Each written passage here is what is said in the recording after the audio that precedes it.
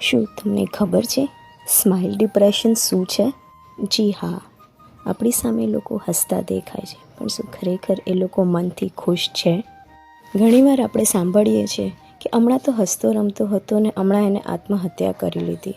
આનું કારણ છે સ્માઇલ ડિપ્રેશન. માણસ આપણી સામે હસતો દેખાય છે, પણ એના મનમાં શું ચાલે છે એ એકલો એ જ જાણતો હોય છે. આજના આ યુગમાં કોઈ જ એ નથી જોતું કે વ્યક્તિ કેટલું અંદરથી ખુશ છે. જેમ આપણે ખાલી દેખાડા માટે મનોરંજન કરીએ છીએ, એમ દેખાડા માટે જ સ્માઇલ પણ હોય છે.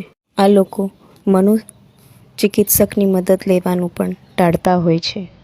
આવા લોકોને એકલામાં બેસી રહેવાનું બધું ગમતું હોય છે અને ઘણીવાર તો એકલા બેઠા બેઠા રડ્યા જ કરતા હોય છે.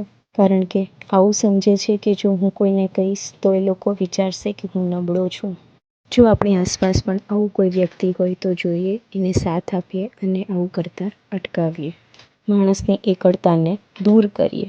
આપણે એક વ્યક્તિને તો સ્માઇલ ડિપ્રેશનનો શિકાર થતાં બચાવી જ શકીએ છીએ. રાધે રાધે.